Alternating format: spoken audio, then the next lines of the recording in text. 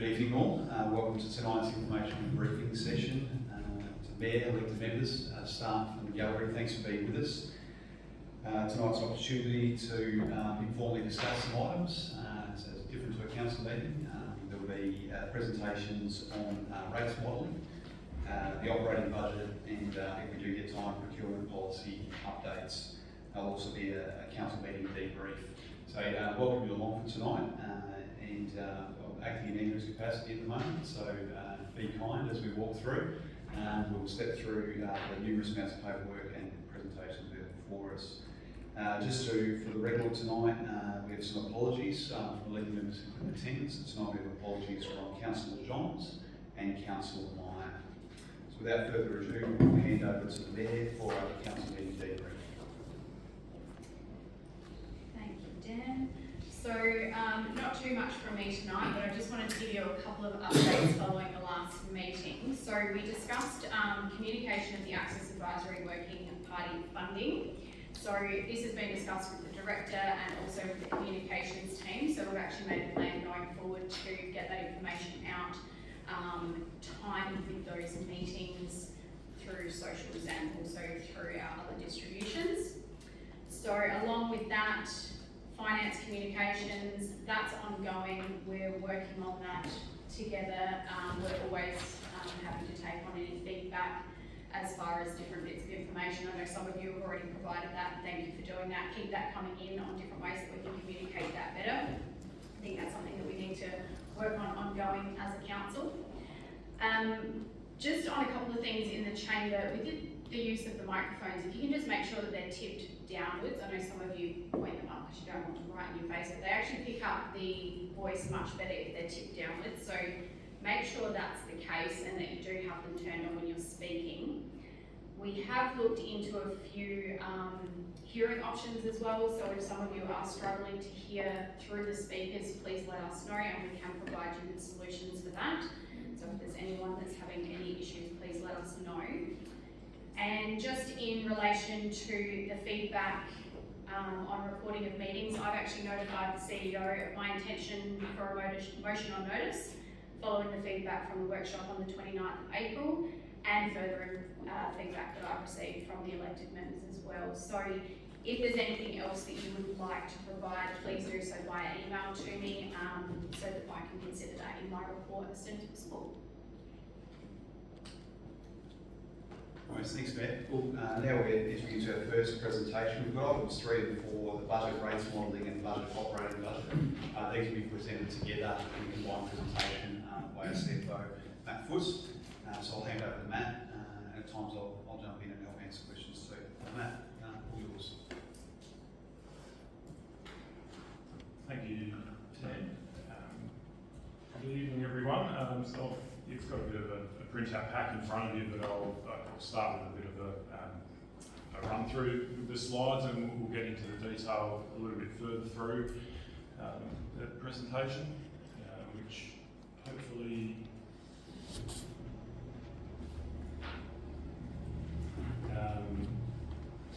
with some pictures and characters instead of just numbers, it's a bit easier on the eyes. But I think the key message I wanted to start with is that what we're presenting is a balanced and deliverable budget here. So we're looking to ensure our operations are financially sustainable.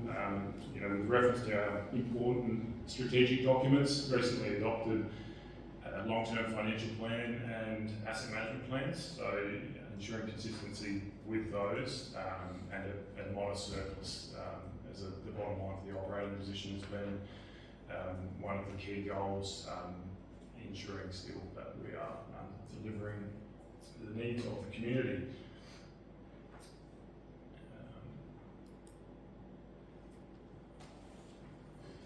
So perhaps a little hard to read on the screen there, but it's just a reminder of the timeline that was in that middle light blue box there. So with a few briefing sessions already, we've covered capital budget over a few of those briefings and also some fees and charges which were adopted at the recent ordinary meeting for the implementation from the 1st of July.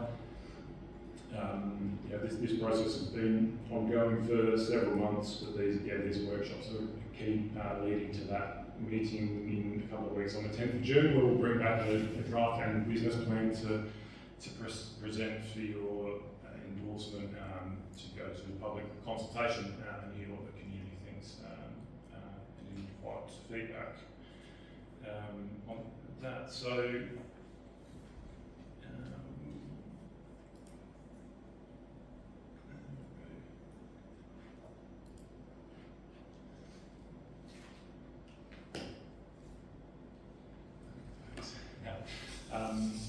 So a bit about the environment that we're operating in. So these are the certain factors that we're thinking about and pressures on the budget while we're drafting the operation budget. The majority of our costs are externally driven, things like inflation, CPI, but being an asset-rich entity, a lot of costs are increasing at higher rates than the CPI. So that is a challenge to deliver that balanced budget as well. There's obviously it's staffing, contractors, materials. It's across the board. We're seeing pressures, be they temporary or ongoing, with the diesel prices and increased freight costs. So what we're trying to do is balance all this and stay within the realms of the LGFP and a CPI guided increase in budgets.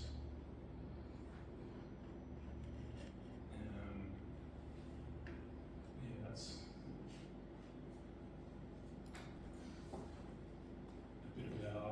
a bit about how it's coming together as well, how the budget has been built. So we've started off with very detailed and thorough look at the detail, look at the budget lines, the activities by the budget managers, sort of going back to basics, justifying each of their patches. So not everything being accommodated, but it's reflected in the numbers as a prioritised position, for ongoing service delivery. Not so much a wish list. The changes there in the project listings that we'll come to a bit later are the separate bids for a few of the things that we've added in. Generally, as continuing our service levels as they are. The budget data information has been reviewed by our finance team. Followed up questions with budget managers and bringing all the detail together into a story and making sure we're working within the factors of the long-term financial plan, and further reviews by the leadership team, CEO and budget managers. One of the things I guess is considering the current status of some works as well, in terms of budgets for the 25-26 year, and seeing where there's still room to accommodate some maintenance and operational capacity, and considering roll forward of budgets for longer term operating components like jetty maintenance, dredging, and some of our IT projects that are operating in nature, but long-term projects, solutions for ERP implementation, and cemetery software is one of those as well. We're looking at what we'll be improving. That's a bit of an overview. We'll start sort of getting into a bit of the detail. I don't know if there's any questions. I feel like I've talked a bit. Matt, go back to this environment we're operating in. You mentioned staff. I think you should have staff written in there. It's not just wages, it's the availability of suitable staff. So I think that's really important fact. People don't care what industry you're in these days. The gene pool of people that you can can pick from is just getting smaller and smaller every year. And so therefore your wages cost is going to go up to try and poach people or attract people from other industries. So I reckon that should be something that should really taken into consideration. Just on those same lines, Matt, I think it's also worth, where you're doing this, but probably the language in our budget documents and that, we should be acknowledging the same pressures are on the ratepayers. It's not just a one-sided story about pressures in the council, so I think we should be acknowledging that as well as we develop those documents.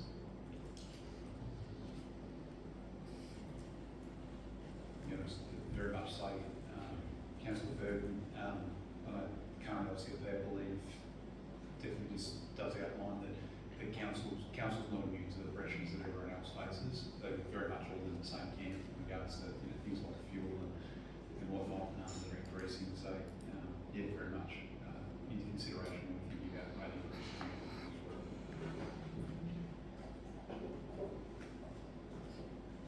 Yeah, thanks. Yeah, certainly made a couple of those notes there because we'll mix that and business plan to come together, those sorts of that sort of narrative. Any other questions before we jump into the tables and figures?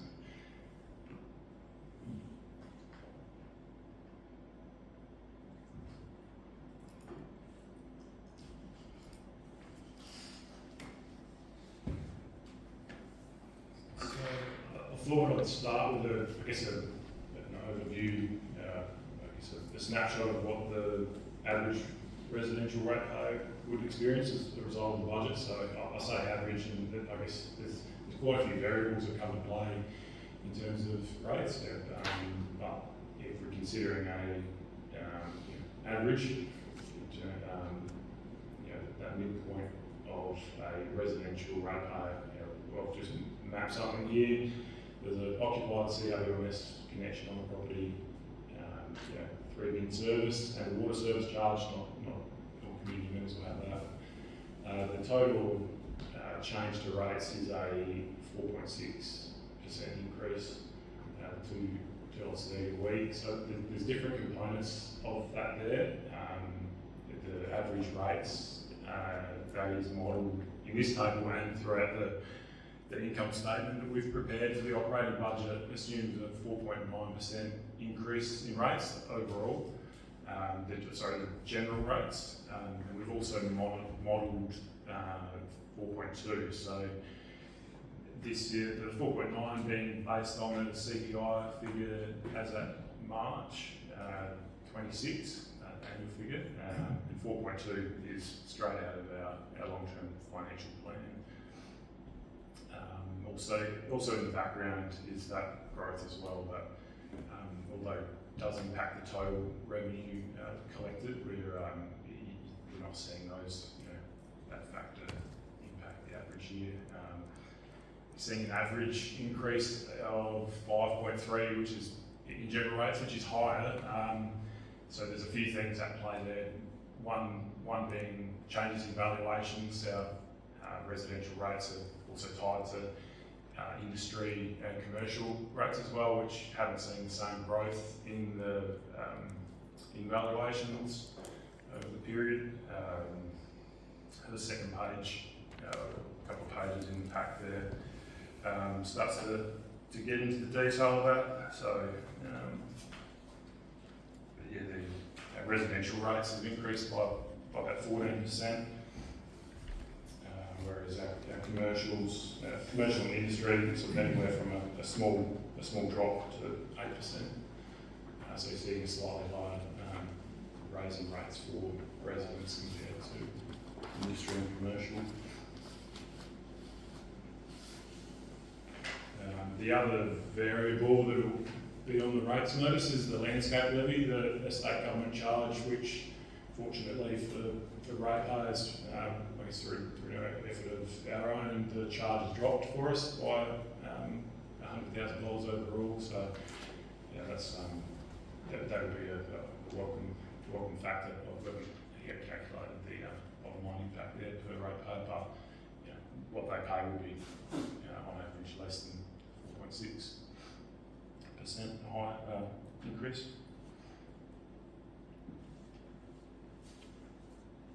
Matt, did you want to take elected members to the second page of that handout? That might just help show that model a bit more. So what we tried to do with this presentation page is really show the average for a residential rate payer, but in setting rates, you're looking at the whole pool. So it's just the one there where you've got a table like that. I think it's the second page. And that's highlighted two figures on there if you run through. So you're working back from those yellow cells, there are the numbers we, on average at play, the 4.9% increase in average rates per properties, reflecting that CPI factor that we've used of 4.9. And then we've got a change in our number of rateable properties as well, which has gone up by 143 net across the groups. That's our 1% growth factor as well, contributing to a change in revenue of 5.9%. Not highlighted in yellow, but I guess it's in that third column there. Increase in rate revenue. You can see the different sources, the different land use in this table. Working within the parameters of the current rate modelling, it's sort of aside from those couple of variables, there's not really much else that we can play with.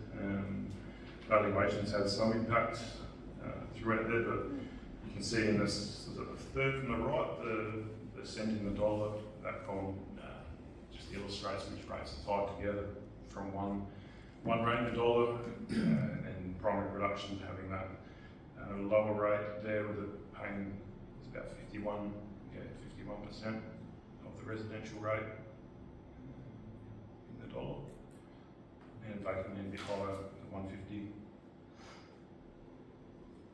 Overall, on average, it's looking at that bottom line, you can see, the 4.9% average across, so about 88%, $88 change, $1.70 per week.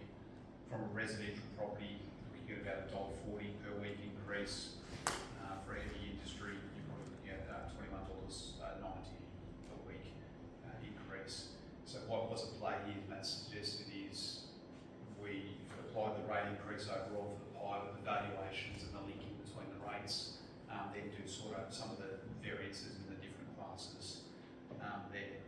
And really, compared to this too, flicking on a couple of pages, the other rate model that we're sort of presenting in this session is a 4.2% rate increase. So in similar regards, if we look a couple of pages down, you'll see the yellow cells again.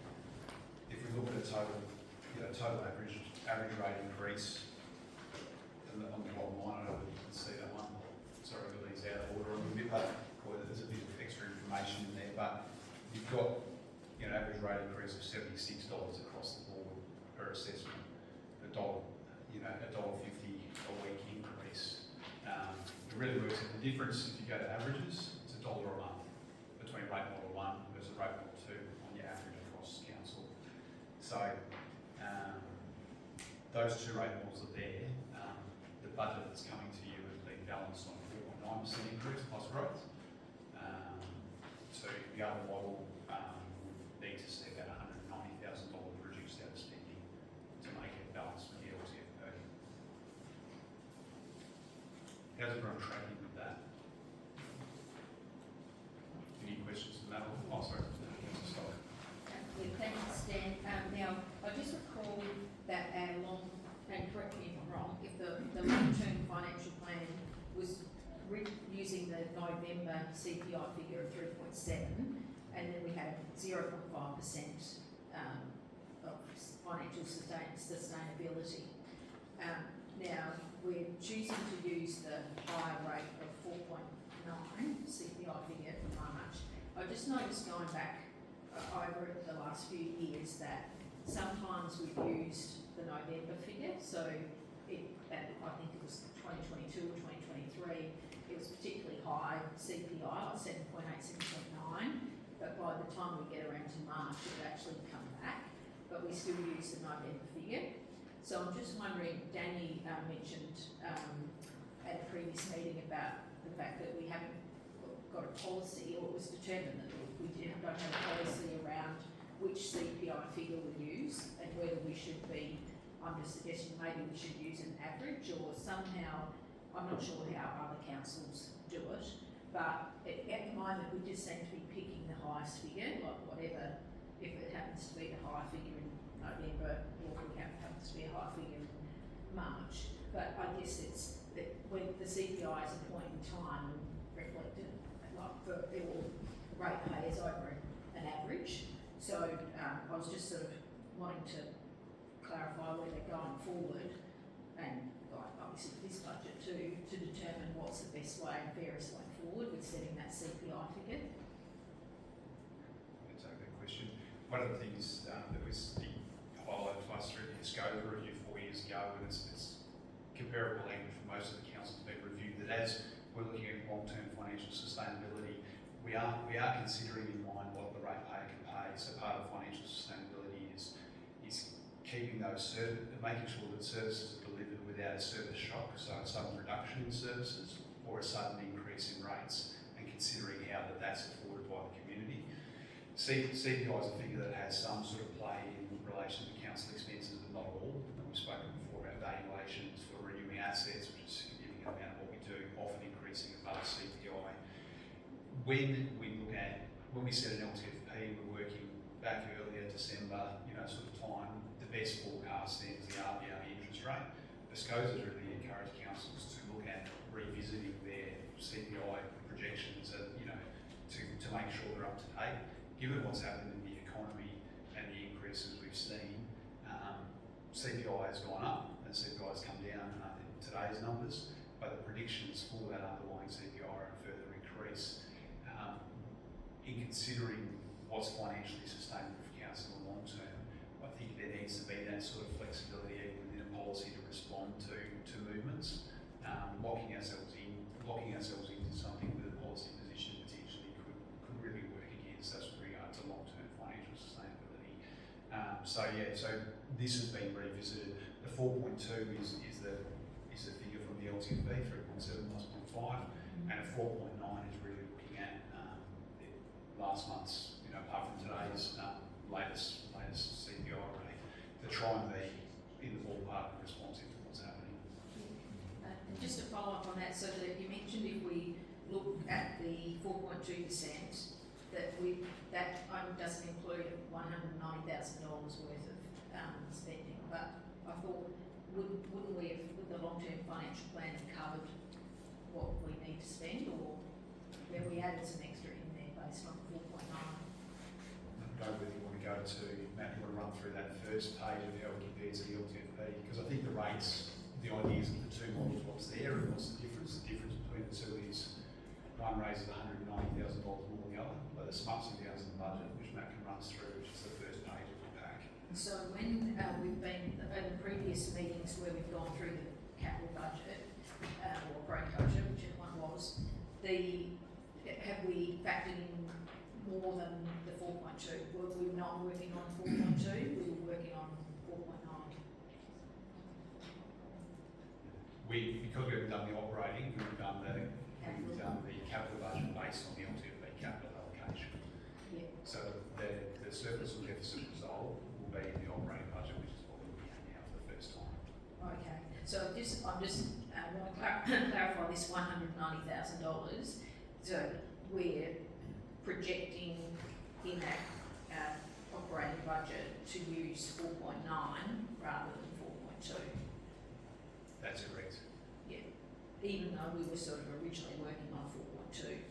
Yeah. So the difference between an LTFP and a budget process is LTFP is developed at a much higher level and is developed further back in time. So when we go through the budget, we actually go back and rebuild from base up in consultation with the managers and work through, and as we go through things, we do find that things have moved up and down. So for instance, there's fuel increases since we set the LTFP, there's fuel increases, so that's chilling up some more expenditure, or there's some drops in income, but that'll probably come clearer if we run through this. Yeah,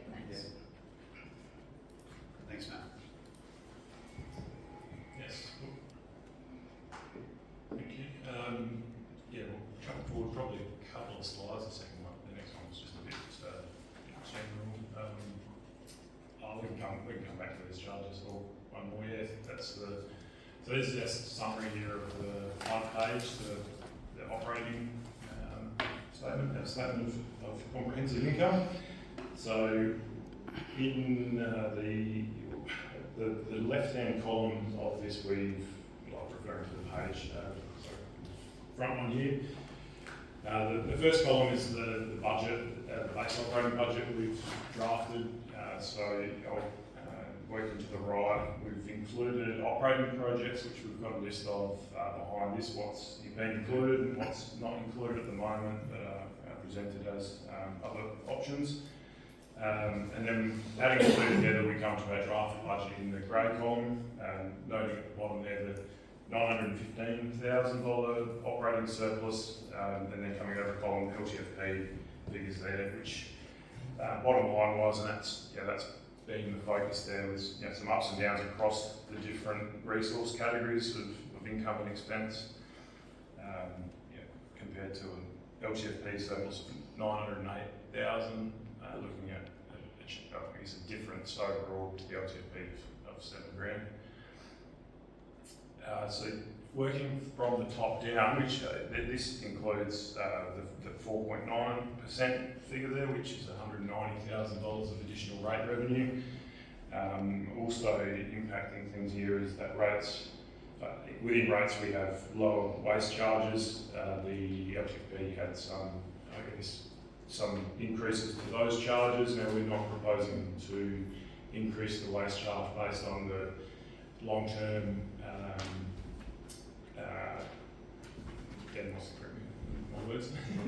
modelling of ensuring we're not profiting off of the waste charge. So we're looking at the cost over the next few years and the previous few years. Waste should be breaking even. So at the moment it had been generating a small profit.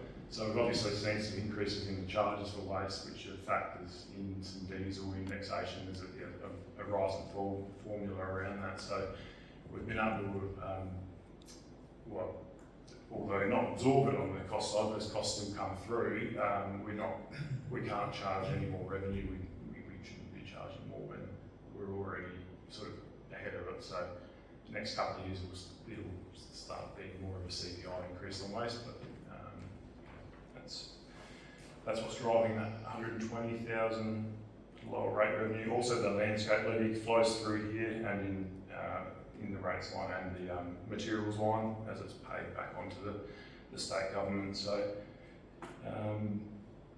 coming down to this statutory charges, there's some movement in that line, but generally it's in line with the LTFP.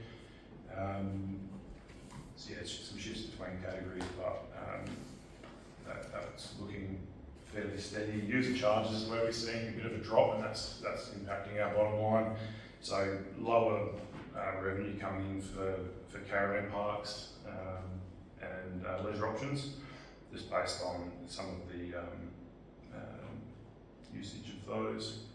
So the caravan parks are a bit of a lag as well, because the lease payments are based on the previous year's revenue. So sort of the algal bloom impacts to caravan parks still sort of echoing on.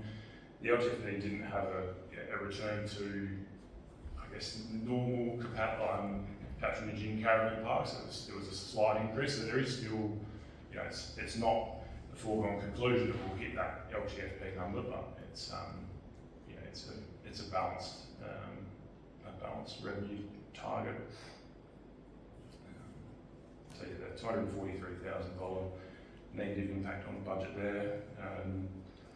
Moving down, some small changes in grants, but largely in line with the LTFP. What we'll factor in later is some of those grants and contributions from the capital budget process that we've run as well. So this is just, I guess, a picture without those in it, which we'll include for the annual business plan. Investment income is our cash holdings. So the LTFP had a fairly low figure there. So with the federal budget indicating an 80% bring forward of grants commission grants. There will be a slight increase in our cash balance, and that coupled with some projects in our current year budget, not expected to start until later in the calendar year, and some of our major operating projects as well that would be rolled forward, also sort of leading to a higher cash balance. So fortunately, able to offset some of those negative revenue impacts with some increased interest charges or interest income from cash holdings. So, all in all, despite an increase of 4.9% on rates, there's a slightly negative picture there after accounting for all those income movements.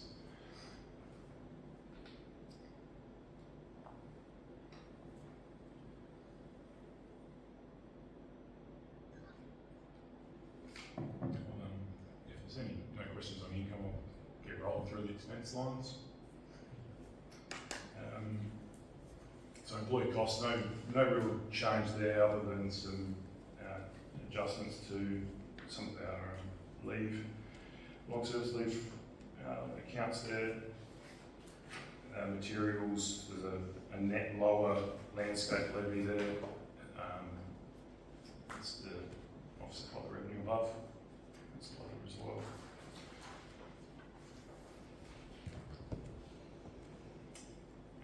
And yes, so including the 560,000 projects, bottom line of 7,000 different. Really, in essence, the budget has worked to come back to the LTFP. The LTFP was the long-term financial sustainability. So a couple of key talking points of view is there's a budget that's set that's balanced. If we want to bring projects in, we have to take projects out. Or there's two rate models presented. If you want to adjust the rate model, then some projects would need to come out as well. They're probably the two talking points for the meeting, to be honest. In that the teams work very hard in getting it to in line with the LTFP, which is pretty important. It's how the external bodies look at us as well. We've set a course. Are we achieving that course? There'll be ups and downs, and that's outlined to you along the way as you go from an LTFP, higher level document looking at long-term financial sustainability, to a budget document that's worked through with managers, improved costings, taking into account more recent economic conditions. That's where we find ourselves. Happy to take a few questions, or we can run through the projects that are in, see whether the ones on the outside you want to refer. Hopefully another long question. Matt, can we just talk about the surety of income? So how confident are we at hitting those numbers, and where are the vulnerable points in that income, and perhaps, I know it's without notice, but maybe how are we tracking for hitting those targets from the current financial year? Yeah, good question. I can talk to that. The statutory charges line, we're quite close to these in the current financial year. So this is things like our planning and development, dog rego. What else am I missing? Cemeteries. Generally, we're assuming these sort of continue. Some ups and downs. Development fees. But yeah, so that one looks okay. User charges, we're tracking to be.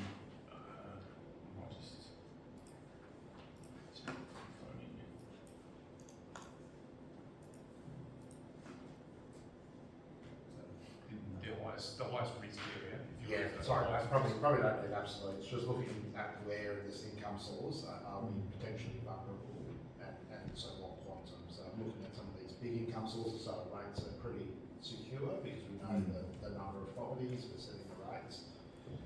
User charges would vary because we may have ups and downs with variance, for example. Yeah, that's the main. That's the main. Grants Grants fixed. They're fairly secure, so our operating grants are things like the financial assistance grants. We generally see a little bit above CPI in those, and there's also a roads formula-based grant there as well from the Grants Commission, and our supplementary local roads funding and roads recovery funding. So they're all fairly tight and secure, but fairly is not even required. We will receive them. The Grants Commission funding varies based on a formula that we won't know the final figure till August, so they'll pay us before they even calculate it, just based on 80% of an estimate. So I think that cash balance. I think we've probably been conservative in the LTFP and included some of the upside here. I think that's probably most likely. So there's risk that it'll be higher and lower than 300,000 in interest. Other income, and that's mainly the fuel tax credit. So that should be very And generous. definitely that 11% relates to user charges. That's the most variable. That's right. So everything else is fairly, you could say you could lock that away.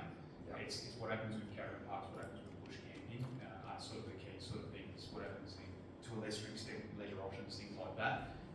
Those are the variable places. That's where council's budget hits. When you're looking at a $900,000, will it swing that way or another? I think we'll still stay in that surplus range if we stay with a budget like that. But time will tell. Who knows what the algorithm will do, things like that. That's the hard part. I suppose that's where I was getting to, around the operating surplus ratio, making sure 1.9 is enough for the buffer, but it sounds like it is. Even if there's a 50% charge in user charge, we're still going to be in an operating surplus position. So We do. The caveat around that is rollovers. So potentially there is some rollovers which will obviously improve performance this financial year, which was looking quite poor. And the other caveat is that rollovers for expenditure are obviously going to reduce that or maybe push it the other way. The other caveat is the way we have to account for some of the grants that we have. So capital grants are largely accounted for as you spend the money, or build the road or build the building, you can start to progressively recognise the capital grant. Operating grants like the financial assistance grants, we're expecting to get 80% of that early, so we're going to get that in this year. Will the federal government do the same sort of thing the next year? That's hard to tell. So that can hit their explainable changes, and you run an adjusted operating surplus to explain those significant changes away. But yeah, the key variable one would be that user charges that you have any control over. Another big one that we might not have control of is the depreciation as well. So revaluations that will come through as part of it in the financial year will certainly have an impact that will be factored into the budget review. Councillor Stock. Thanks, Dan. Just on the back of Danny's question there, I would assume that we're working on conservative figures for the caravan parks and bush camping, with basically what's happening with our loan and fuel shortages and that sort of thing, rather than perhaps thinking we're going to, or anticipating we might pick up. Are we just working on a fairly low base for this budget? Yeah, we're not working on getting back to post-COVID numbers. We're working on something in between, probably this year, a little bit higher than this year. But that it looks. This is a present one. Understanding correct me if I'm wrong. That is that we are starting to. The performance of late has been better, which has been good in the back end. So that despite the fuel, maybe we're close enough to drive to that people can still wear that from Adelaide. So I'd hope that would continue. And we don't have another major hit. We would have to put the quarterly budget review process, but yeah, time will tell. Yes, also we didn't index the caravan park fees as well, which again to promote that. I think there's that pressure as well. Rates not increasing. A bit of context as well. The user charges the year before were $6.5 million, so the budget of 5.5 is still a bit lower. Any further questions, or do you want to look at projects just to consider whether there's any ins and outs?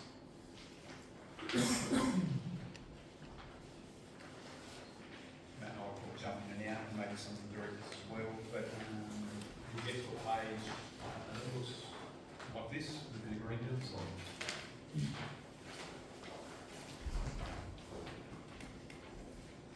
And Matthew's were maybe run through briefly just the name of the project and maybe share with us what they're about. Yeah, and again, thanks for everyone wants to jump in. The first couple there relate to the Walk the York, the general project there of 150,000, a more specific one. So with a few parts of the track there to be prioritised, the hero sections we're referring to them as. So yeah, 200,000 overall. So I think that's a fairly big part of the operating projects. Question? Yeah. Just a question, Matt. Andrew did mention that there may be some out of the blue funding to support Walk the York. How are we going with that? Is that something that might come to fruition, and would that be in addition to this amount or cancel it out? If we do manage to secure something, I'd probably see in addition, the original budget bid that went in for this was much higher. We've got, it'll be 10 plus years, we've got presentations to the chamber, but 10 plus years ago, I think it was about 4 mil, I'm really scratching my head to go back, but about 4 mil spent on Yorkie. Maintenance on that's a very small operating maintenance budget, so we can really time and tourism. The tourism sector is sort of saying this is actually the hero for the Yorke Peninsula, the whole thing. So to get some sections up to scratch to encourage that tourism, I think is important. If we can get some money, we put it in addition to this.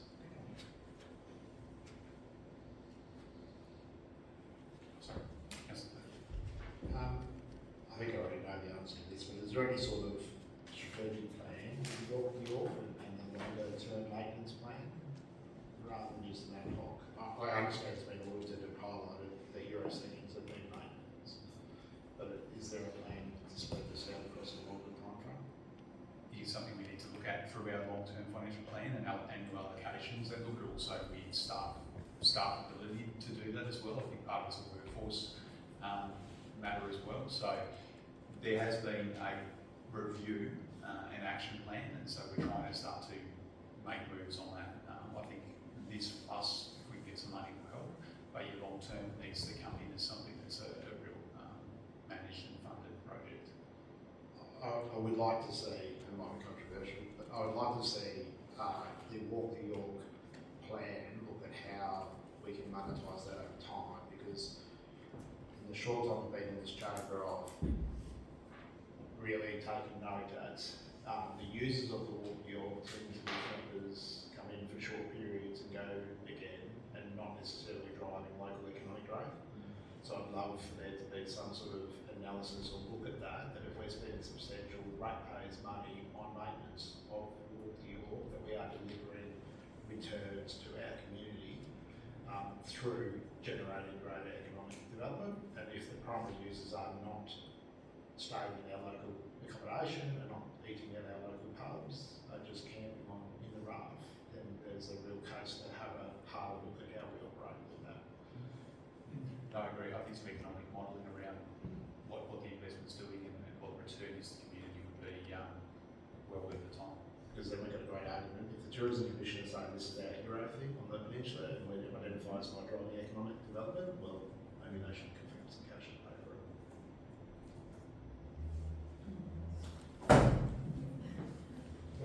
I think it's fair for agreeing with that.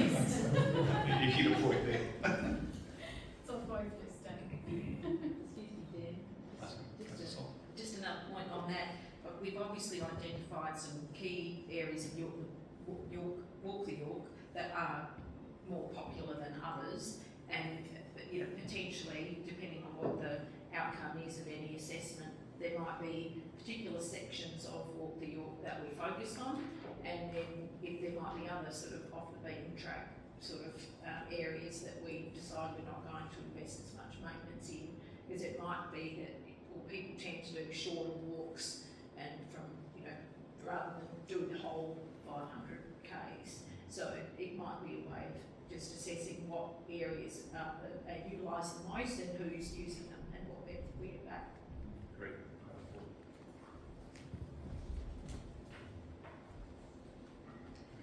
item 3 sits with, there's a library's consultancy project there. This is, we're required to update and create a strategic plan to be developed as part of the new school community library partnership that we roll out soon. So we will need some assistance with creating that documentation and getting that up and matching the requirements of what the stakeholder are requiring from us. Also got a number of IT projects which are all really there to help assist council operations run smoothly. As you no doubt know, a lot of what we do does rely on our IT team.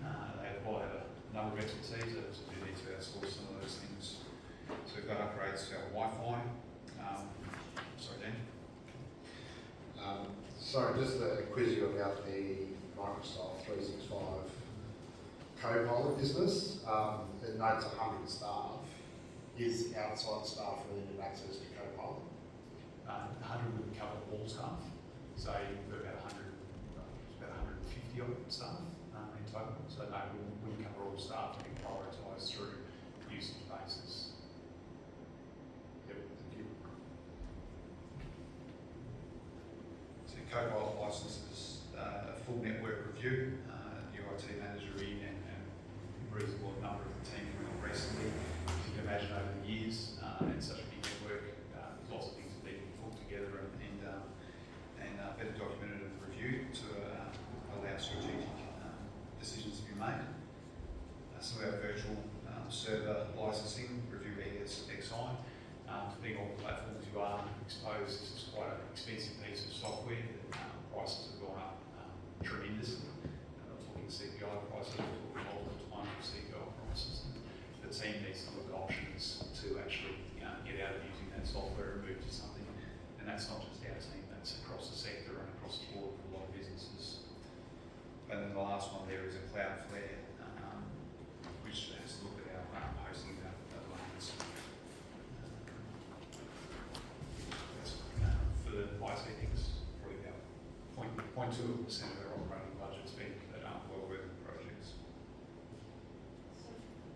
Can I just make a quick comment, just going back to the co-pilot? I mean, hopefully that's an investment that will save us more than that. It would be great, I'm not expecting a detailed itemised budget, but it would be great to get some feedback on where we are making savings in regards to staff productivity, so we can slightly quantify it. It will be worth bringing back, I mentioned earlier before in the chamber, the Department of Treasury exercise and how much they forward. I think to bring those numbers back, but to look at some of the processes that it saved time with for staff, I think would be good to share that with the chamber, those we can. We've already got the IT team who's already trialling a lot of stuff, and it's very interesting to see what they're able to do in writing some scripts and programming and getting them to do a certain number of things for it. We're all trying to get the bit to get in there and use it, but making sure the back end and everything's secure and safe is also part of that. So yeah, definitely come back to the council with that.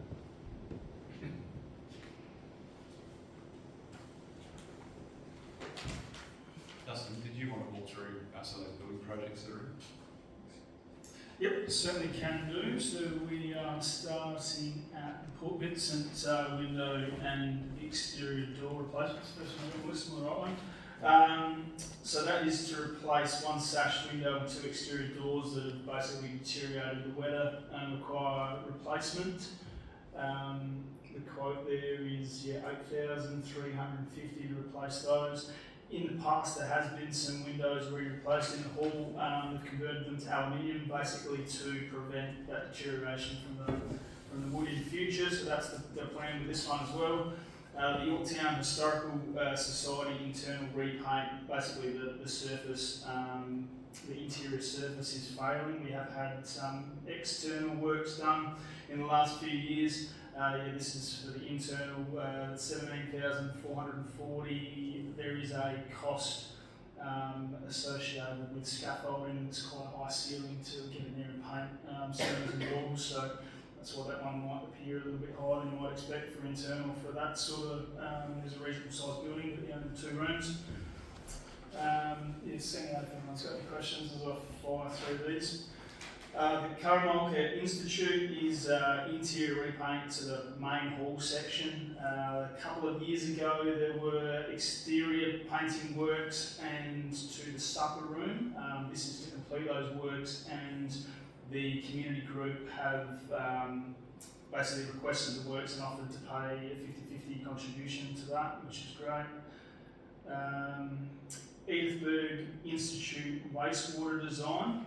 So the Edithburgh Institute Committee have been working over the last few years to upgrade their kitchen facilities in the institute there. There was an issue that we resolved in the last couple of years, that there was never any mains water to the actual building itself. So that's now been rectified, but the only waste, well, there's two waste systems theoretically. One is connected to the Edithburgh Institute kitchen, and one's around the corner of the hall, which is attached to the public toilets. There are next to no details on either of those two systems.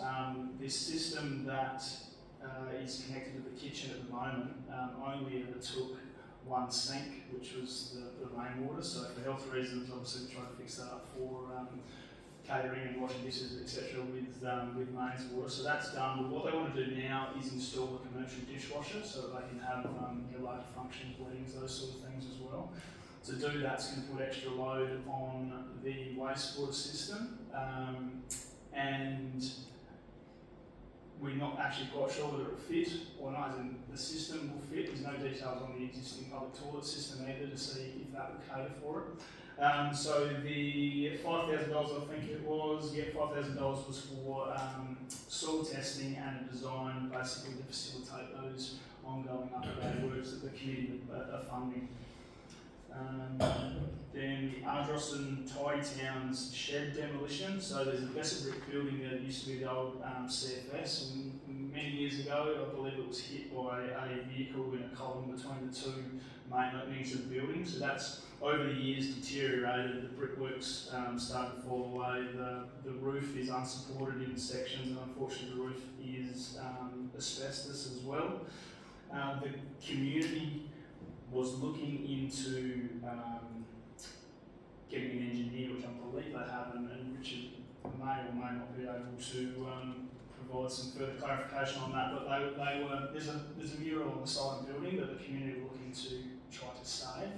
I haven't actually heard whether or not they've got any further with that. Richard? Yes, thank you. The building, as Director said, was hit in a long time ago. It was actually 15 years ago, and when I was on progress, I approached council about getting the column fixed, and it was delayed, and so it's come down to the last 12 months to get a proper costing. And upon investigating of the column, the rest of the building was investigated by an engineer, and the roof is about to fall in, and it's made of asbestos. So the neighbours are concerned of the roof falling in and dust and all that. The Ardrossan Progress spent $10,000 on a mural which is attached to that building, which the community loved. And they were looking at some engineering feat to retain that wall, yet get rid of the rest of the building, and they haven't come back with anything on that. But I would support the actual demolition of it because it's not safe. Yeah, thank you, Councillor Carruthers. I'll just confirm that the building has been vacated, so it's locked and made safe there at the moment. So Tidy Towns have had to shift out at the moment due to those safety concerns. The next item on the list is the building condition assessment report, which is included in the strategic asset management plan as action number 6. Which is due to be done in the updated version by June 2027. So that's to undertake basically an assessment of the condition of all of council's buildings, which will then allow for us to review the buildings and other structures asset management plan. So that $70,000 is an officer estimate. We haven't got to the stage of scoping and quotes. So I think that rounds mine out. Just to note that next year our building, land and buildings and structures asset class gets revalued, so it's an opportune time to get a condition assessment along the revaluation. It really adds to the depth and level of data that's there for the assets team to look at, and for Dustin to look at as they seek to, work towards providing a building hierarchy, one of the things we've been talking about for a number of years. So looking at a condition of our buildings and a hierarchy of our buildings and ticking off on some of those things that are in the strategic asset management plan. That is one of those areas that is, I've probably been on about it before, but it is a challenge for council. We do, and it's probably highlighted by a time town shed, looking for equality and fix and finding out the building needs to be demolished. We do have so many buildings in our area, and we don't presently have the capital budget to treat them all in a manner that is equal. So building a hierarchy will help us do that. I'm well aware that we need to consult with our community along the way in that as well. So very much a long-term strategy. I'd just like to ask about the 70,000. How do we arrive at 70,000? The cost of getting engineers into buildings, 70,000 probably goes 2 buildings. Is that going to blow out during this budget? Yeah, it is definitely just an officer estimate at this point. I don't believe this process will involve any engineering assessments as such of buildings. It will certainly look at the core elements as to roofs, walls, foundations, to check what sort of condition those primary elements are in. We will have to scope, I guess, as to how in depth that can go. I mean, the primary function will be making sure that the buildings are what condition they're in, as in being safe, and also keeping water out of them effectively. As far as if that highlights that any buildings do need some further assessment, I guess we'd have to review where that sits in the hierarchy as in the building hierarchy that we'll have to come up with as to whether it's critical or not to go those extra steps to investigate. I think that building hierarchy is really important for this issue, because it's no good us allocating money, we don't know where to. If we can get the priorities and understanding the cost to fix the priorities, we must have a better idea of where the money's going to go. Take that on board. Thank you, Councillor Roberts.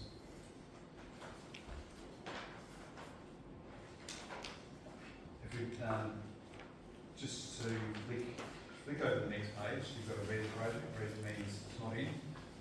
We've got a caravan park project, so I'm just happy to quickly run through, funded through caravan parks that generate income, but also need to continue to be kept in such a state that they encourage people to come and visit.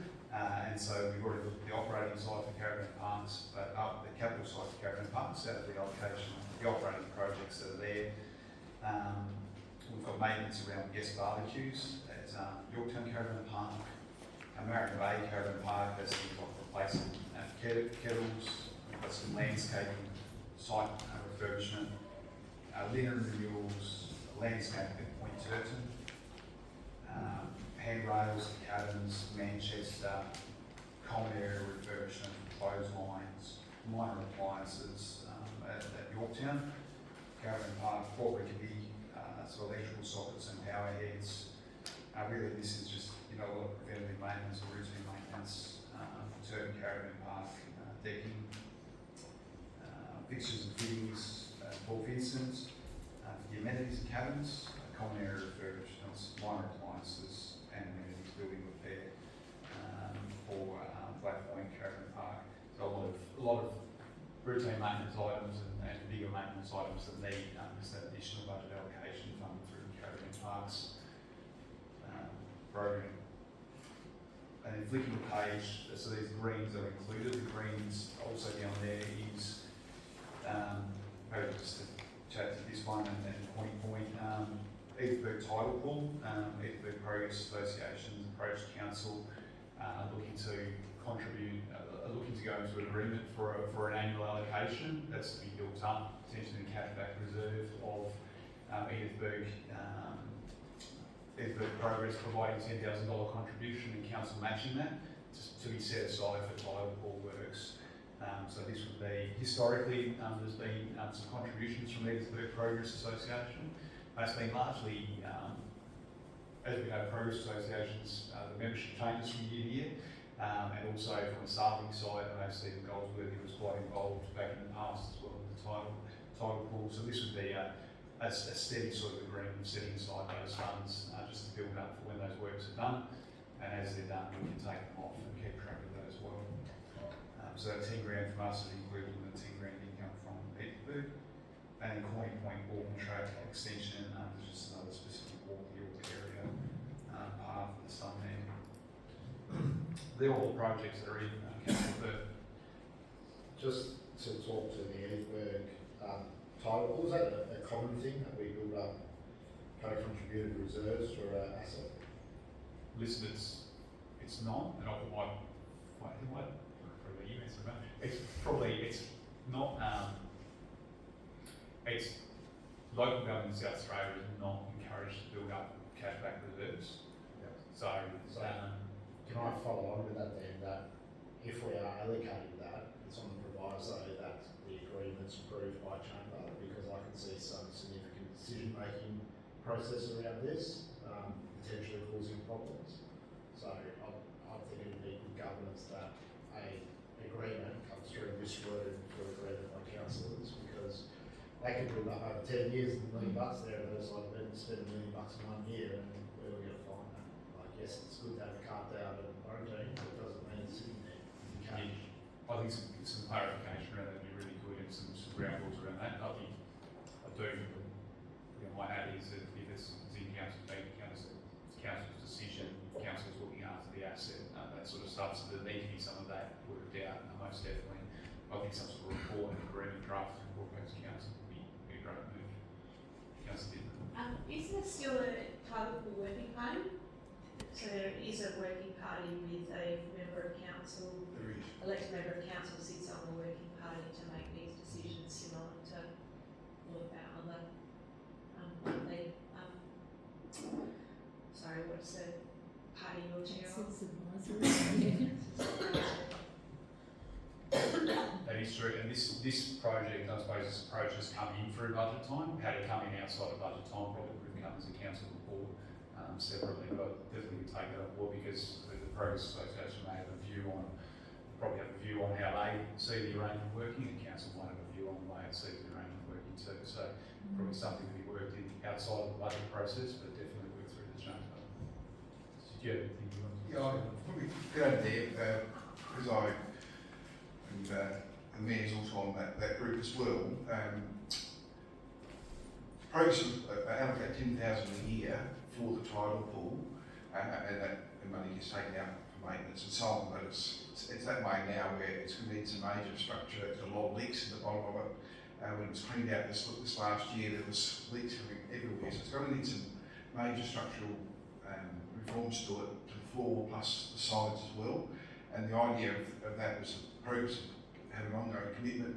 It's to be formalised that they put 10,000 every year, and at the moment, whatever stock spent out of that just gets reabsorbed.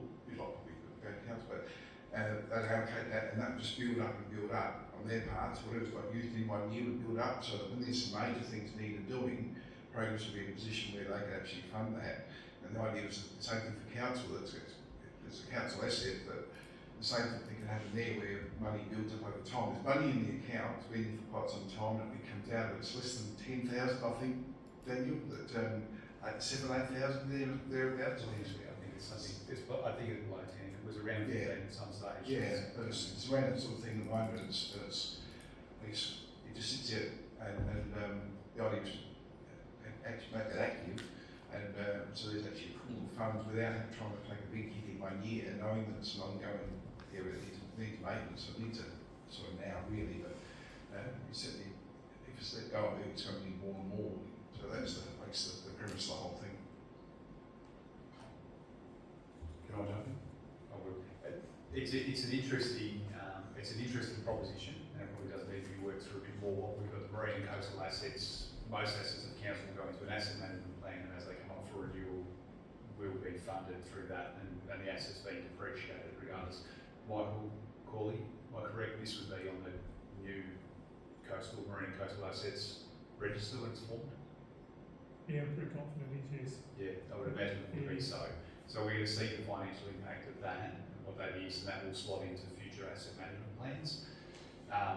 And it will be something like most others that council will need to budget for. The fact that the Progress Association may be putting $10,000 towards it, whether that sits in our bank account or theirs, it may be up for discussion. It may not need to be something formal, or be something that Progress just has an agreement with us. But you're right, this is a significant asset. When it does come time to renew, it's going to cost a lot, and that's why we've gone out and developed this marine coastal assets register, so we know when that's coming.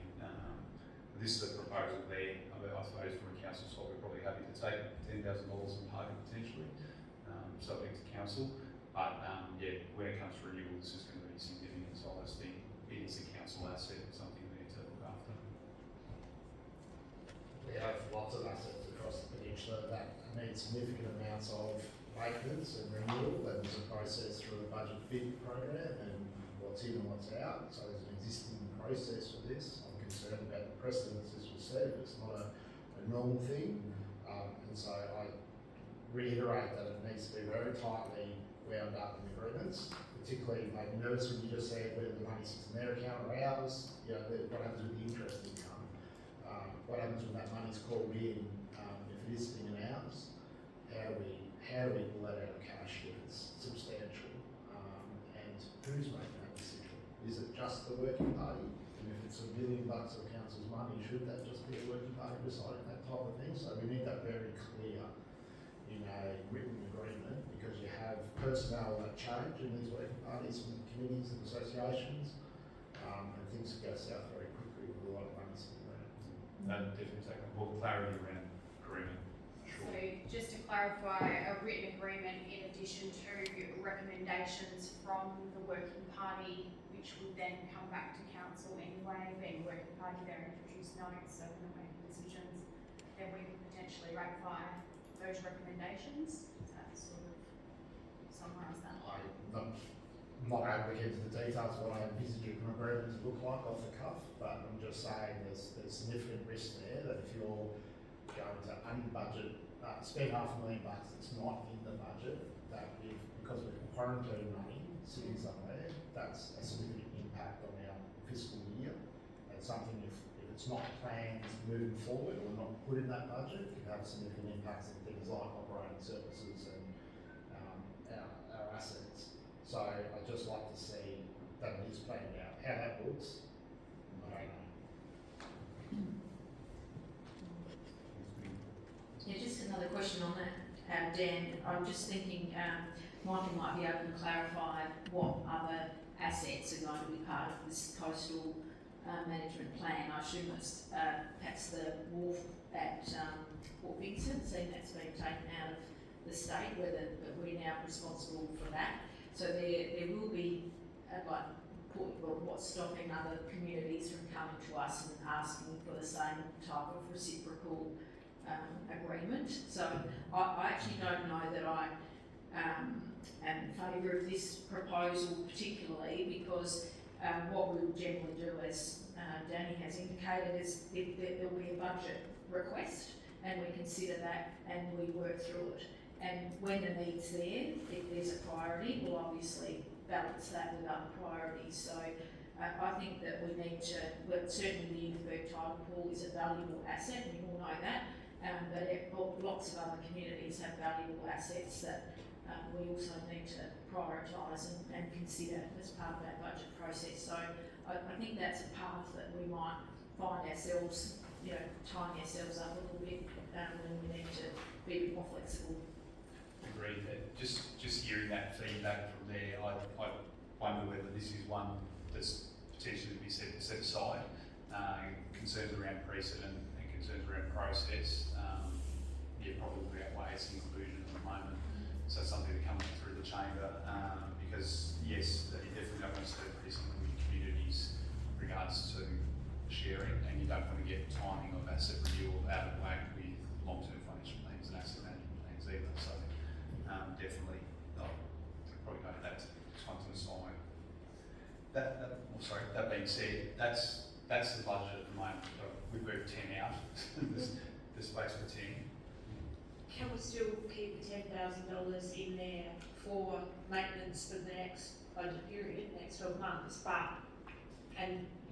workshop the idea and the pros and cons of having an ongoing thing, but it sounds like they still need to spend, and 10 grand and spend it in March, still spend 10 grand in the next 12 months on maintenance as needed. Definitely, that's probably the way to do that there, is just to include that in there with the no strings attached, and we work through an agreement over the next 12 months. Thanks for your wisdom there, councillors.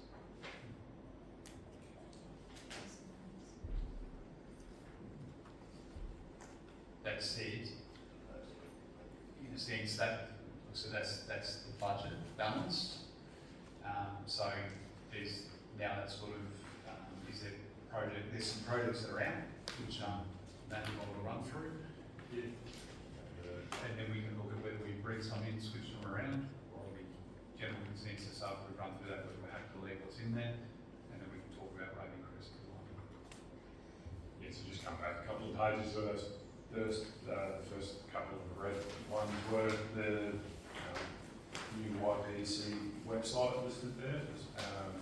$150,000, quite a substantial operating project, and great detail there that I won't read through, but you come up. I think we were just discussing it today at our workshop. There's room for improvement, but as far as priorities, it's just below the line here at the moment. Same with the Maitland Council Office exterior painting there.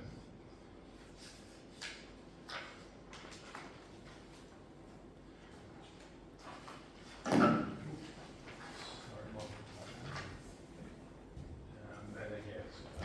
back to the community bids as well. So page numbers on the next one, okay. So starting up the top there, all bids, caravan park storage, Bennett Park, Point Turn Playground, light track resurfacing, a number from Point Turn here. A number of these are operating maintenance as well, that be considered and prioritised, but only included here for specific funding.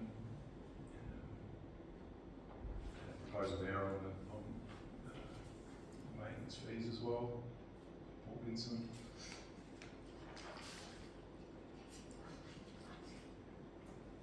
And quite a lot of the community operating bids were capital and reviewed it earlier on in the briefing process. With those bids largely, some of those can be taken care of out of maintenance budget allocations anyway. So there's one to note, I just wanted to note that Port Vincent Progress Association has put forward a bit of a case for desiring a bit more of an allocation to be given to progress associations, and they sort of suggested that the budget be total, instead of getting the $1,500 they get a year of potentially getting $10,000 a year.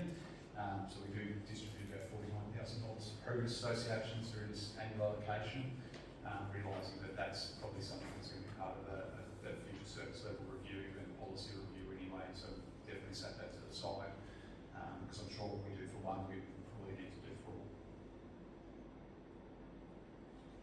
Could I just ask a question about Yorke Peninsula? We've allocated $150,000 for repairs and maintenance, and then Corning Point was 30,000, I think, to do escape the beach in certain time of the year. Then we've got Brian Point at Port Turton, or at 5,000. I thought it was 150. Now it seems 185. These red ones aren't included. Yeah, that's only one, right? Yeah. The Corning Point was in, that's 30,000. So that's not part of the 150. Not part of that allocation, no. Well, wouldn't we talk about Yorke Peninsula as a whole, not section? Given that we could, and we tend to look at it as a whole, from a bid point of view, we've received various bids from community organisations. So we've had an internal staff look at what we'd like to do, and then we've looked at Corning Point have put something in, Point Turton put something in, so we brought those processes to as a whole when we look at probably setting it as a budget item, we may combine it all and go, here's the allocation. Okay, thank you.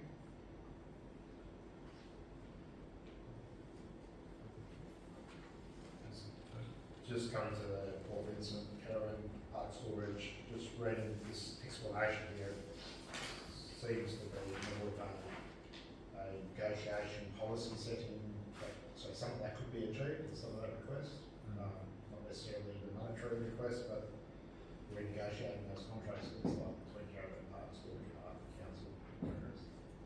Yeah, it does. I know there's been some ongoing discussions back and forth between Progress there and Caravan Park and Economic Development, Business Sustainability teams and the various teams. So that just tends to be something that's worked with to try and make both parties happy and agreeable in relation to the space. We've got a small depot in there as well. So yeah, sort of Council Caravan Park and Progress. So yeah, continued piece of work, I think.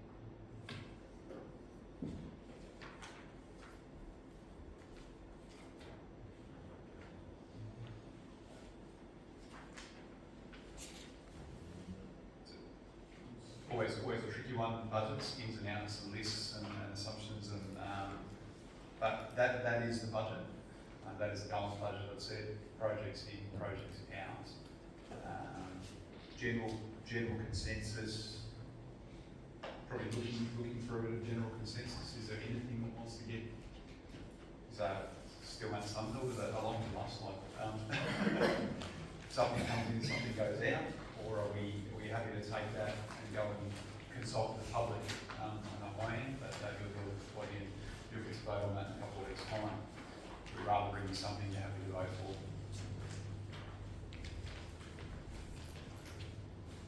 Any not going to any significant pushback, we'll take that.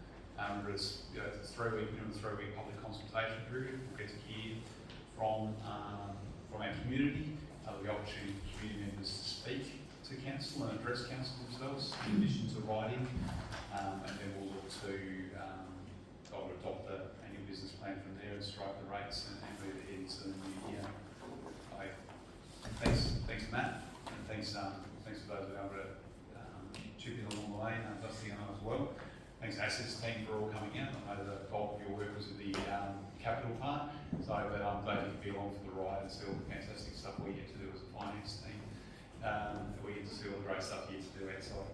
So happy to move to the next presentation, if that be it. That's a big for you because I will be using my voice on this one to present just a brief procurement policy update. And I will keep it brief. So procurement policy update, an out of session one. What's been happening in the procurement case for the space for council is, as part of the ERP, we've had some software come online that we'll be jumping into soon to use. We've been working away on procurement policy, which is council policy and some administrative procedural matters. What I'll talk to you tonight about a couple of things that are key things for the update, just to gauge, I suppose, to facilitate some discussion around proposed changes, so that once again you can hopefully come to the chamber with something you feel you can support and give that chance to think through. Section 49 of the Act requires us to have policies just around procurement, practices and procedures, all about obtaining value for money and expenditure of public money, making sure ethically treating participants and ensuring appropriate accountability and transparency in their operations and tally. Important to note with procurement in council, is it looked at much? Yes, it is.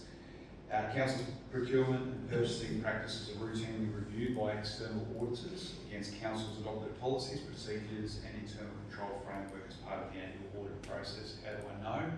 Well, they've asked me for lots of stuff over the years. They will come and look at our policies and procedures each year. We have different scale depending on spend for how much we spend, and they will look at a random sample from each and then look through the whole procurement process from start to finish to ensure that policy has been adhered to. So spending in local government is looked at not only by you in the chamber and tender panels and the staff that evaluate quotes, but our external auditors do have a look. Not only that, then we're also transparent around spending. Council reports on capital project expenditure are provided public on a monthly basis, and then we also have, in addition to that major project reports as well from time to time as well that are included in the public agenda. So with that said, 3 items I want to just briefly look at tonight. Probably take questions on each three as we go rather than wait to the end if you've got any. Could just be for your information. Thresholds. What's the threshold to go to tender? What's the threshold to approve procurement? They're two things we look at. Quotations, must they be received or sought? And elected member involvement on tender evaluation panels. Should it be in the panel? Should it just be in the chamber? So those are the three things. They may be things you have a view on, and if you do, I'd love to hear them. Move then. Proposed changes. We're looking at thresholds. So current policy and procedure for council has a $100,000 limit to go tender and a $100,000 limit for council approval. If you're spending $100,000, it must go through the chamber. That was set about 2015, that figure.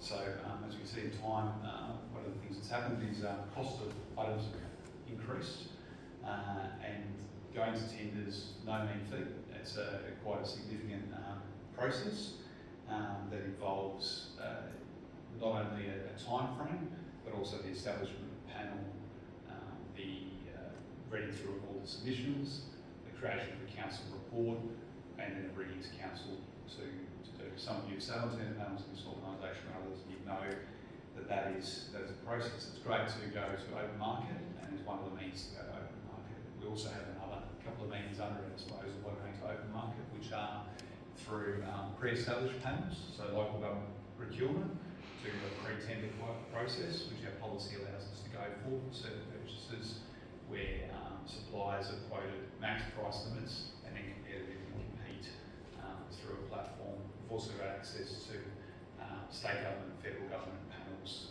where contracts have been struck for things as well. So the limit's been unchanged since 2015. The process of bringing something through, the assets team get a great number, pick on you guys because you're here, a great number of projects to deliver each year, and one of the hard parts about that is sometimes getting through that tender process to actually letting some of these projects out. So we're looking at building in some more efficiency around staff and elected member time. I know for those when you get a tender panel where there's about 8 submissions, they're lengthy documents to go through. One of the options we're proposing is potentially looking at a $200,000 limit for going to tender and a $200,000 limit for council approval. So that would mean, it's the next slide just to show what that would look like in our procurement policy. So currently we have a range that's $50,000 to $100,000. In the first column, the procurement method required is either formal request for quotation or formal request for quotation from the panel, so something through, say, local government procurement. That's currently for $50,000 to $100,000. What we may want to do is bring before you one that's got $50,000 to $200,000. We move along to the delegated approval levels, and this range has delegated approval levels for employees within the financial delegations that council has done through their delegation register. So it means that CEO would have delegation, potentially directors or managers if they have delegation up to $200,000 to approve in this circumstance. So basically widening that scope from 50 to 100 to 50 to 200. What would that done for us over the last few years? We had about 22 tenders come through in 24-25, but we removed 6 tenders from coming through to council. That would be something that could have been assessed internally. So 6 confidential reports dropped from the agenda, and that time frame shortened to allow projects to happen, or quite often in these circumstances, $200,000 items of plant and equipment to be purchased. The year before, 15 tenders, we would have dropped 6 in 23-24, so 40% reduction in these reports. Councillor Denham. Do you happen to have a list of the projects that would have been dropped, just to give us a bit more context? Not off the top of my head. No, I don't. But I would say often projects in this range, you would have some contractual works for road renewal for sections within council area. You would potentially have things like maybe roadside tree trimming, where the annual allocation's up to $200,000 and the operating things. You would have small trucks or smaller pieces of plant equipment. You're not going to have a grader at $200,000. You're not going to have a jet patcher at $200,000. Those sort of things. So they are the more simple type of items. If we applied a pure CPI to this number of 100,000 from 2015, we'd probably get to around 140 to 150. So that's something also as well. I know sometimes in the chamber we were worried, hey, are we giving staff too much? Well, let's just look at the time value of money, go to tender at 150. Can the CEO or a director, someone with financial delegations, approve something at 150? Based on that, is going up to 150 instead of 200 a more palatable option? I'm just, mindful of people liking to know that everything is scrutinised and discussed It's interesting, yeah. at this level. Definitely, and that's something that people prefer. It's interesting to note that the LGA model policy, I know sometimes we refer to the model policy, and so I'm looking for an indication of comfort from the chamber in this, not an approval to go ahead or not, because I don't want to bring something. The LGA model policy, which we look at time to time, has tender at 100,000 at the moment. This was developed a couple of years back, but internal approval up to 500,000. Councillor Bennett. Sorry, I'm super chatty. But is the LGA policy, on average, people are on Kapurunga and Adelaide are dealing with much larger budgets compared to ours? That is a possibility. I did look at Adelaide Cities yesterday, and their tender at about from recollection tender at 150, but they look like they have internal approval up to $2 million. So that's definitely a size and scale type thing. When we're looking at what's $100,000 as a percentage of council's operating budget, $100,000 is a commitment of 0.2% of our operating budget. And I'm quite happy to keep bringing things back to the chamber at that level, while also looking at how can we build some efficiencies too, and how can we recognise that the time value of money has changed. $500,000 is a commitment of 1.2% of council's operating budget. So it depends what's working as protections. Devil's advocate on this side, you've got a budget that has capital budgets with amounts that are pre-approved. You're requiring a quarterly budget review to change those amounts. You've got an auditable process by external auditors, internal auditors from time to time, and you've got policies and procedures in place to protect. And then you've got reports that are publicly available on capital spend and also major project reports. So that's where is due diligence in order, is there public disclosure. If someone spends $150,000, $200,000, that pops up in their capital report. If it's an operating item, it might sit below the lines a little bit too. If it's a treasury for $200,000. But yeah, happy to 150. Would that make people more comfortable? Given that's a time value of anything, Councillor Finn. I did think you said questions at the end. Would you? Questions at the end of each point, and please interrupt me. So just to be clear, the threshold for tender is the point where we then go to look for competitive tender outside. Then the delegation for approval is to the level that you can then approve those tenders or spend money without bringing to the chamber, correct? Yes, that's correct. So for me, the tendering is probably the most important piece here, because with good controls, good systems, the delegations should work right, enough internal controls, enough audits to be able to have confidence that those delegations have been there. So for me, tendering, if the LGA recommendation is 100,000, I'd be very reluctant to go above that. So in my head, I'm thinking, if you were at 200,000, it means stuff could go by a trucker or a ute or anything from a preferred dealer or provider without having competitive tender, which doesn't. Is that how I'm interpreting it right? But just to look at the screen, without having competitive tender, but having a minimum requirement of 3 quotes, or having a minimum access to a panel of at least 3 quotes compared. So there is a competitive process in place. So what's the difference? If you get 3 quotes compared to competitive tender? Tender, you might get 8 responses, you might get 1 response. So tender will go up on SA tenders. So you physically go and get the quotes from the companies you're Directly. choosing compared to a tender, which is open for people to go in a much more competitive, transparent, open way. My gut feel would be to be a lot more conservative on the tender threshold, like very comfortable on the delegated expenditure threshold for me, assuming that you've got the internal controls and given all those levels of audits and that. Thanks for covering that. Councillor Scott? Yes, I tend to agree with Danny on that one, that we'd be better to stick with the parameters that have been set by the LGA in terms of the limit for tender. And also, I'm not sure about the change of 3 written quotes received and we're changing it to sought, because that could mean that we could just end up with 1 quote or we could end up with none.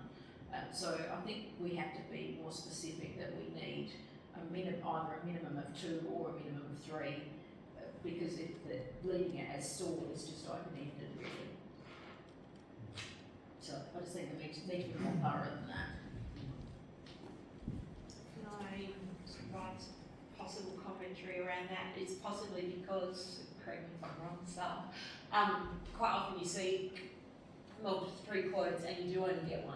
So then they have to get leave from the chamber to go with that one because they've chased quotes and only 1 person is submitting 1. So it might just be a workaround so that it's more time efficient.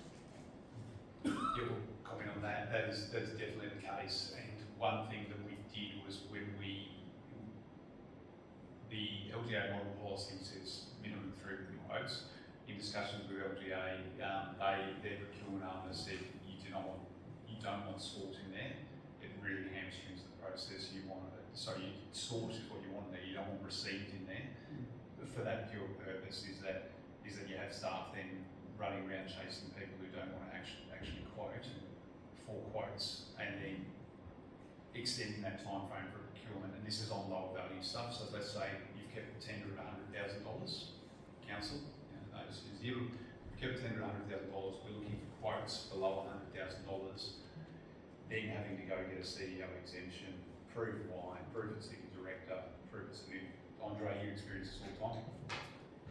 Yeah, look, I'd be supportive of lifting it to what was spoken about a little while ago, to the 150. If only when you look at the type of plant that we buy, right, water cuts, every time, right, we've gone out to tender, we've not received a tender, right? When we wanted quotes, we've had to physically chase, right, potential people. So I think that issue of seeking is the key thing there. Have we tried, right? So the number of times that we've had to, when you go and check this in the record, the number of times we've had to come back to the chamber to seek an exemption from going out to tender and to receive 1 quote. Right, that's been on multiple occasions. So if you look at the price of a water cart, if you look at the price of a small truck, those are things that they're going to well and truly be north of $100,000. So it's just about trying to facilitate at the end of the day procurement in a timely way without having to have staff unnecessarily jump through hoops. We'll just contextually too, basically be aware that within our council structure it's a decentralised process. So council hasn't, we're always mindful of not increasing staff costs. Council hasn't gone out and employed a dedicated procurement officer for that, which, is another thing. So it's the invisible budget bid on every budget. But that's the other thing. So you've got project managers often and their admin support, which is thin, though we provided them more last year for the budget, is still relatively thin, chasing quotes. So that's probably the frustration. Councillor Fleming. Councillor Boyle.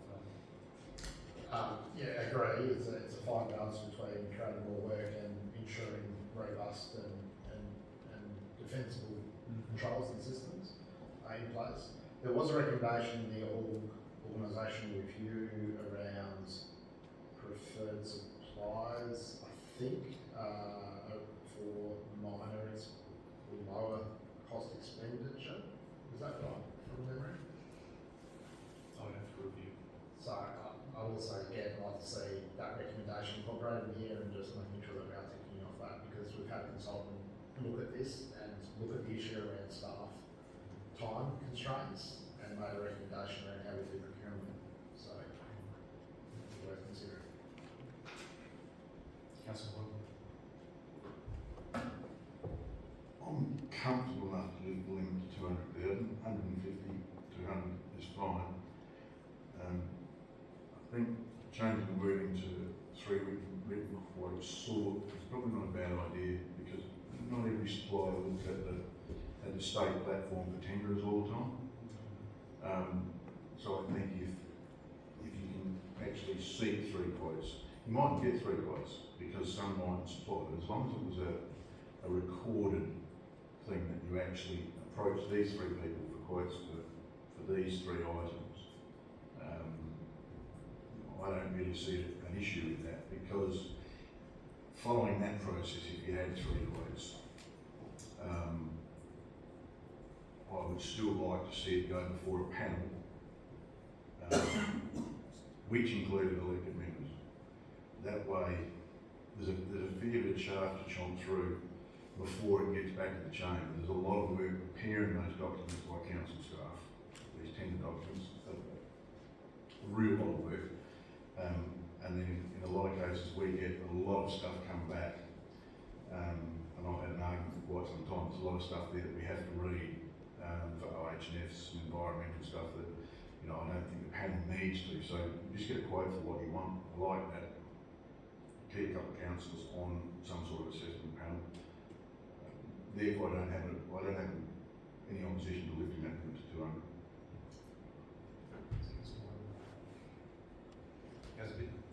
Just a bit of a left field suggestion, if we did opt for a more conservative figure like 100, 150 still, would there be an appetite to tie that to CPI so that, it's like for like each year rather than revisiting it in another 10 years and doing a big leap?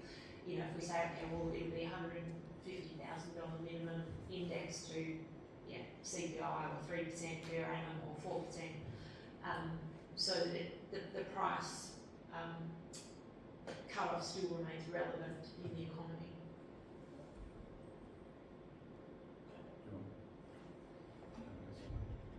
Yeah, I've got another one. The risk with going to seeking 3 written quotes, and bearing in mind what the director said about getting quotes for water tankers, I wouldn't like to see a missed opportunity if we were doing some substantial roadworks, because some of the, I'm picking on roadworks, because some of the things we do actually get 5 or 6 responses for. So maybe we could go back to this 150 limit, because it doesn't make a lot of difference. Maybe we should do this 3 quotes sort for things under 150, but maybe we should seek more quotes for things over that. I wouldn't like to obscure a fire. I'd be concerned that some sort of relationship could be developed between a particular supplier and a purchaser. I'd like to see that maybe increase the amount of tenders required, or the amount of quotes sought over a particular value, whether that's 150 or 200. There's something. This table I presented to you is just one of the various tables in the thing. So there's a next range, which is the next range up, which would go in this one will require it going down as a tender. But from those panels, we could scale up that as well as part of the changes. I will, and that CPI question, you can just respond to that, Councillor Dinner. I think it'd be interesting to do, and I agree, but I don't mind the idea of moving that to one. I feel comfortable of the 150, bringing that, given the time value of money, but then allowing that next CPI increase potentially to be in that 4 years' time. It's very hard if council staff got a figure of 150 one year and the next year is 152, 500. It can get a bit confusing and stuff like that, but it is, I think, that principle potentially for cost increases on a cost increase. Yeah. Sorry. Just to add to that, CPI, I think I wasn't going to, but I will. I feel CPI is not the only reason that you would increase or decrease. Yeah. The landscape in terms of governance, scrutiny, public expectations, value of tenders, even influences where misuses occurred at other councils, and the pressure is on us to make sure we're above board as well. So I think those pressures and internal controls and audits are probably more valuable, more influential on that value set than the cost of stuff increasing. Yeah, no, take that on board too. Councillor Stock. Yeah, I think one thing we need to also think about is there's obviously going to be items like water cards that are fairly an exclusive item that only a certain number of people will produce them, so therefore there's going to be less distributors or suppliers for that type of item. But if we are looking at road renewal, then it is important, I think, there be a number of contractors that would be interested in works, potentially 100,000 and below. So we don't want to perhaps put in a proposal there that is sort of, when we're thinking about items that might be difficult to source, we need to be a bit broader than that, I think. So as Danny has indicated, we perhaps have to look at the risk factor more so than the dollar value of the item or the rarity of the item, if you like. There's a good bit of feedback there. There's a few views in the chamber. I think we'll take that part away in relation to tender and approval and weigh that up and have a bit of a think of what we bring back will be wise. I think on receive and sort, we may lean, show my hand, may lean towards a little bit of LGA procurement advice in relation to what we do there, depending on what we do with the levels. Noting that. And then elected members, one probably the last one, press the wrong button, I'm trying to change slides with my microphone. One backwards, thanks. Getting towards the end, aren't we? Panel makeup. So interesting, start of council term, 3 elected members appointed to the panel. This is just purely a couple of minutes to discuss whether this is needed, given that 10 panel recommendations come through the chamber, and there's the opportunity for councillors to vote. That election to the evaluation panel is for the term. And I would say it's a rationale for change, or for a look at change, is ability to attend and or contribute varies. So what's probably driving this, well, there's probably 2 things driving this. There is elected members already get a chance to vote. Do you get a double chance to vote? Something historically our council's done. Not all councils do this, so it's just a chance to revisit while we're looking at it. The second one is that the ability to attend and contribute sometimes varies. We're stepping into a phase of some new software, and new software has some strong workflows built into it. If timeframes and approvals of things like matrices that 10 panel members need to do, providing information of letting us know when you have a conflict of interest, those sort of things aren't quite adhered to. They won't be as flexible as the emails. That these things could trip over that process, requiring a restart. That's the very last thing we want to do. Councillor Bittner, do you want to jump in? You jump in a bit. Yes, I do have some thoughts on this. I think historically there were elected members involved in the tender panel for that idea of it was being scrutinised, because a lot of, obviously, these tenders come to us in a confidential format at council, so at least the ratepayers had some confidence that it was being overseen by elected members. I think the issue lies with setting the tender evaluation panel members from the elected body for the whole term. It's frustrated me for 3 times now that all of these decisions are made in the very first meeting, which is fine if you are a repeat offender, but for our new elected members it's a bit overwhelming, and I think it needs to be, if we do stick with 3 members, it does need to be made very clear that there is a large amount of work and requirements if you are going to be on the panel, because for those that haven't been on tender panels, the documents can be, each tender can be in the hundreds of pages. Councillor Hoyle's already pointed out that that could get condensed so that elected members only have the relevant information, but elected members in the chamber don't get that level of information. That's why we have representatives on the tender panel, so that they do take the time to look over at that level, and then we can trust their judgment or not.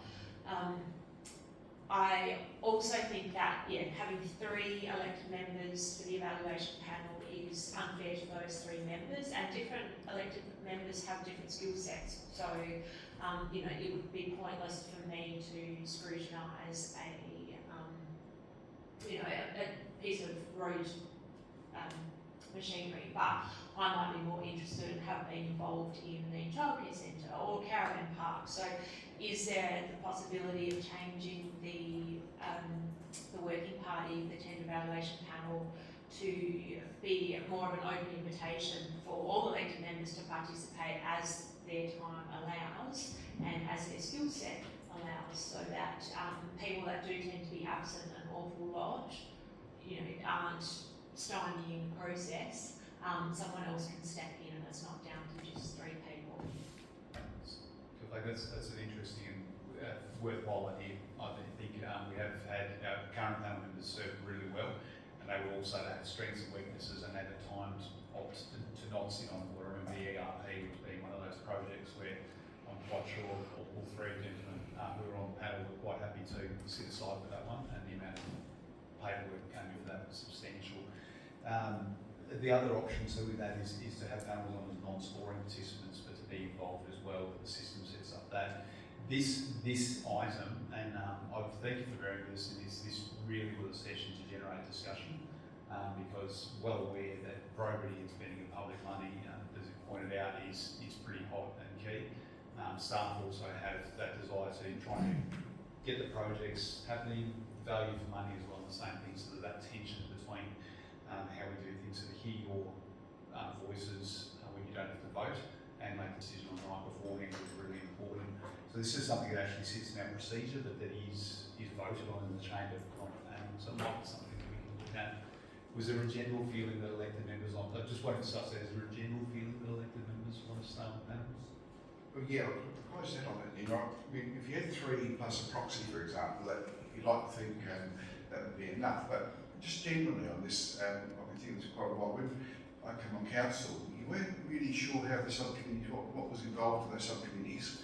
And I think for people elected to go on those subcommittees, that each one should be explained about what's required, the commitment that you're required to give to that, and what they actually do, so that you perhaps match your skill set and your time commitment to those panels. Because it wasn't really explained first up, they got put up and you didn't really have any time to think whether you'd fit with that or whatever, and it was only until later on.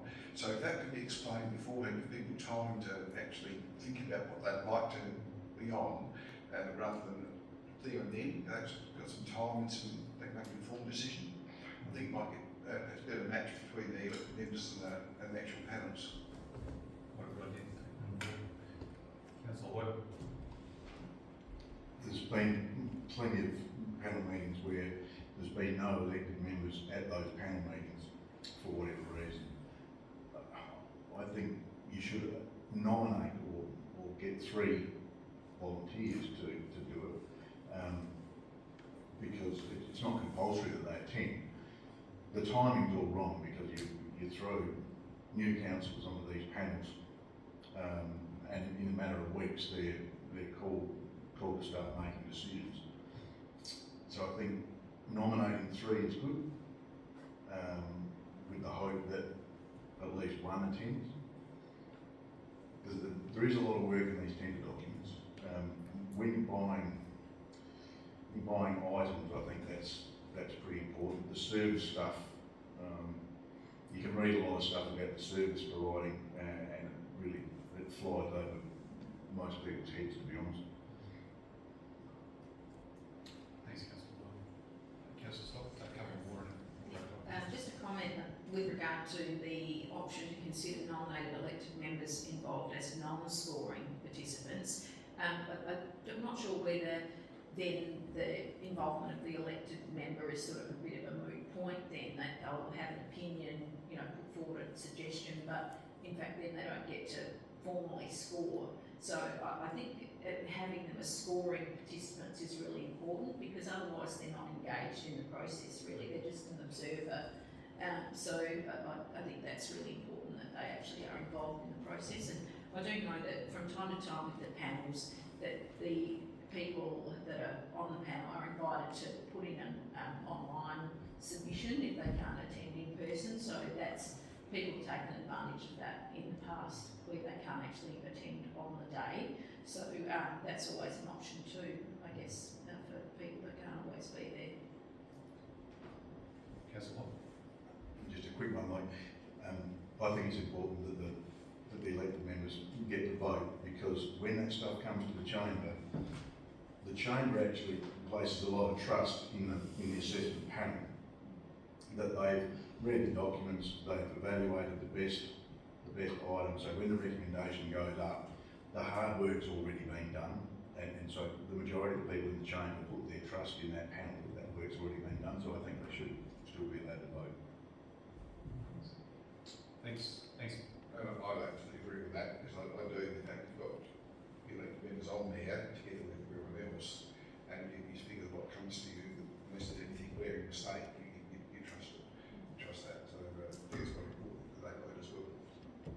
Thanks, Councillor. There's been some great feedback because they are matters that we weigh up in the offices and that we talk about, and looking how to build some efficiency in some of our processes, but also aware that we bring that all up to you. You're entrusted by the community to vote, put your weight behind certain things, and I know you don't do that at no cost to yourselves either in the community. So to hear that feedback is great. We take that on board and come back. Particularly some of those comments, particularly around elected member induction, just from an internal perspective, really helpful for our thinking with a new batch or returning batch coming on. Not asking you to put up your hand and tell me whether you're running again, but also looking at our procurement planning, looking maybe at some of those procurement pieces where we can get ahead of the game and say these are coming up. Are you certain you're going to be on the panel for this and be able to fit in that time frame? Might be some of the work we can do in the office as well to help facilitate that.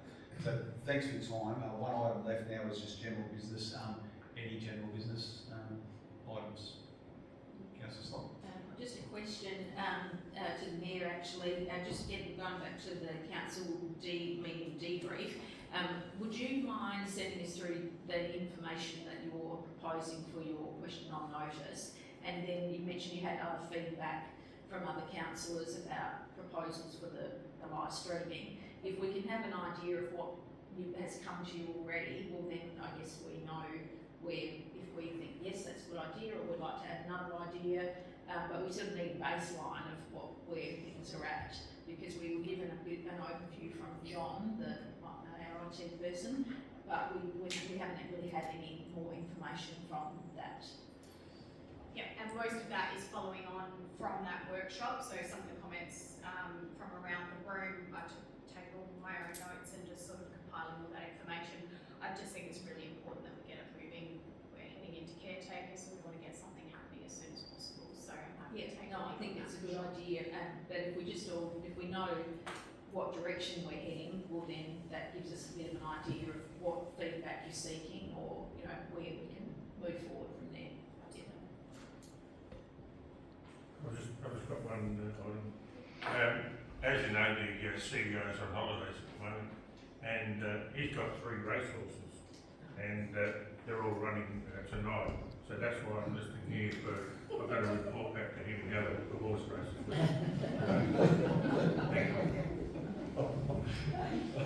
I didn't have Dan's works on the agenda. I'm serious, listening to you, Dan. He really is listening to you. But if they've all got headphones next time they present, I'll be concerned. So without any further, thank you very much for your time, not only tonight, but stuff you did throughout the week as well. And we'll call this information briefing session closed at 7:24.